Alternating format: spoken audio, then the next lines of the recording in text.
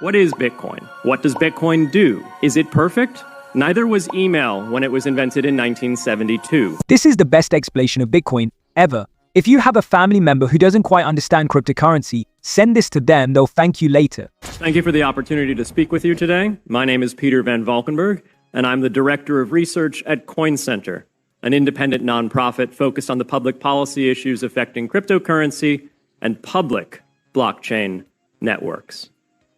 What is Bitcoin? Bitcoin is the world's first cryptocurrency, and it works because of the world's first public blockchain network. What does Bitcoin do? It's simple. It lets you send and receive value to and from anyone in the world using nothing more than a computer and an internet connection. Now, why is it revolutionary? Because unlike every other tool for sending money over the internet, it works without the need to trust a middleman.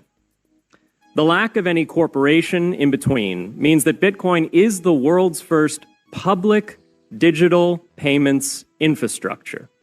And by public, I simply mean available to all and not owned by any single entity. Now, we have public infrastructure for information, for websites, for email. It's called the internet. But the only public payments infrastructure that we have is cash, as in paper money, and it only works in face-to-face transactions. Before Bitcoin, if you wanted to pay someone remotely over the phone or the internet, then you could not use public infrastructure. You would rely on a private bank to open their books and add a ledger entry that debits you and credits the person you're paying. And if you both don't use the same bank, well, then there'll be multiple banks and multiple ledger entries in between. With Bitcoin, the ledger is the public blockchain, and anyone can add an entry to that ledger, transferring their Bitcoins to someone else. And anyone, regardless of their nationality, race, religion, gender, sex, or creditworthiness, can for absolutely no cost create a Bitcoin address in order to receive payments digitally. Bitcoin is the world's first globally accessible public money. Is it perfect? No. Neither was email when it was invented in 1972. Bitcoin's not the best money on every margin. It's not yet accepted everywhere. It's not used often to quote prices. The next video will be what altcoins I buy and how I stake it like this for passive income. If you want to learn first what we buy, let us know to share the VVIP group. Let's see the clip. And it's not always a stable store of value. But it is working, and the mere fact that it works without trusted intermediaries is amazing. It's a computer science breakthrough, and it will be as significant for freedom, prosperity, and human flourishing as the birth of the internet. And Bitcoin is just the beginning.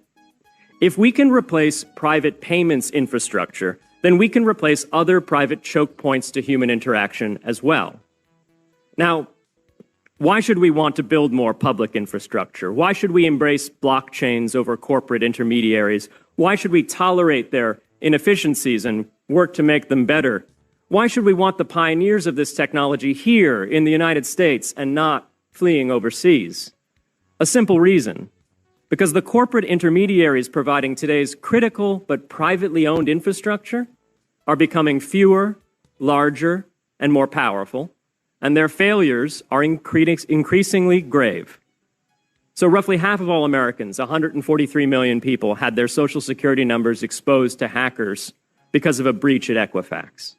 The SWIFT network has relayed hundreds of millions of dollars in fraudulent transactions because of hacked member banks in Bangladesh, Vietnam, Ecuador, and Russia. The FBI suspects now that the largest of these hacks was perpetrated by North Korea. Corrupt, low-level employees at an Indian bank, Punjab National, were able to fraudulently certify SWIFT messages, stealing $1.8 billion. It's the largest electronic bank robbery in history. In fact, it's the largest bank robbery in history. In October 2016, an estimated 1.2 million internet-connected devices were hacked and turned into a botnet that for several hours made prominent websites unavailable across Europe and North America, including CNN and Fox News, the New York Times, and the Wall Street Journal. Increasingly, physical machines are being connected to the internet to augment their capabilities. They're wired through servers that are owned and maintained by private and trusted intermediaries, the so-called Internet of Things. Pacemakers from St. Jude's Hospital have been hacked. Baby monitors from TrendNet have been hacked. And Jeeps from Jeep have been hacked to the point where they can be remotely commandeered and driven off the road. Now, those vulnerabilities are inescapable in systems that have single points of failure. It doesn't matter if the point of failure is a corporation or if it's a government. There shouldn't be a single point of failure. Similar choke points existed before the internet. If you wanted to deliver a message, you'd have to go through one of 3 television broadcasters or a handful of newspapers. Private corporations are essential, but no critical infrastructure should rely on one or two. Is the ability to own the actual network. And that's what crypto assets themselves represent, is an ownership stake in an underlying network. So when you hear people talk about, for example, layer 1 tokens, what they mean is this is your reward for providing the ledger maintenance services, the computing power to the network that on Web 1 and 2 was done by Google, right? So now people in my hometown of Pueblo, Colorado can actually own the Ethereum network, but they can't own the internet. That's owned by Google and a few other companies. That's what the project of crypto is all about, is allowing people to directly own the networks that have native assets that are supporting it. And that's the nature of decentralization, where the token holders are the people who control the asset, not Google. Token holders, for our language here on the Hill, those are digital assets. Thanks for watching. If you buy and spend coins, check Nexo Exchange, and I'll see you in the next one.